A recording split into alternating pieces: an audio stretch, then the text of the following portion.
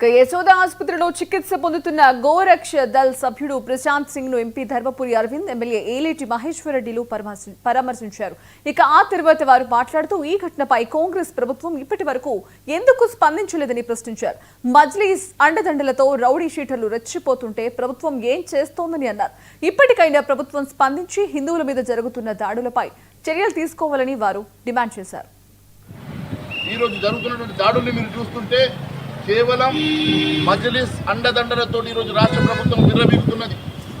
మరి మజ్లిస్ అండదండలతోటి ప్రభుత్వం నడుస్తున్నాయని చెప్పి మజ్లిస్ సోదరులు విర్రవీగుతూ ఉంటే ఈరోజు హోమ్ మినిస్టర్గా మరి అసదుద్దీన్ ఓవైసీ ఉన్నాడా, లేకుంటే ముఖ్యమంత్రి రేవంత్ రెడ్డి గారు ఉన్నారా, మరి మాకు అర్థం కానటువంటి పరిస్థితి ఉన్నది.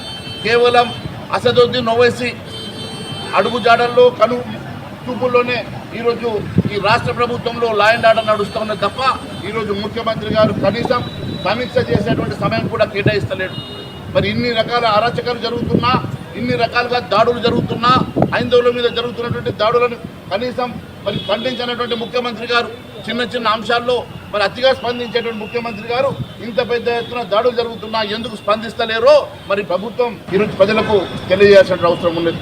కేవలం ఈరోజు జరుగుతున్నటువంటి ఎన్నికలను ఉప ఎన్నికలను దృష్టిలో పెట్టుకొని, మైనార్టీ ఓట్లను దృష్టిలో పెట్టుకొని మీరు చేస్తున్నటువంటి నాటకం. రేపు కానీ ఎల్లుండి కానీ ఐసీయూ నుంచి రూమ్కి షిఫ్ట్ చేస్తామని డాక్టర్లు చెప్తా ఉన్నారు.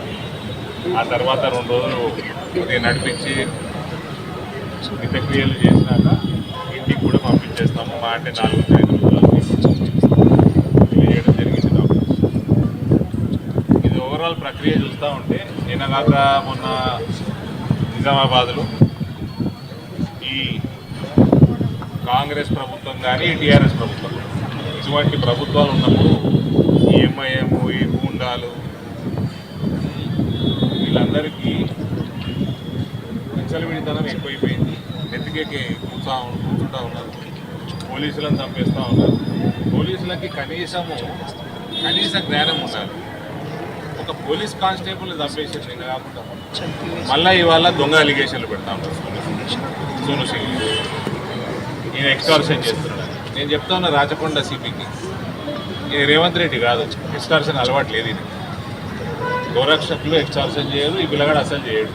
రేవంత్కి అలవాటు ఉంది మీ సీఎం. ఇది మీరు సెక్యులరిజం తీసుకురాకండి, మనకి వాళ్ళ సెక్యులరిజం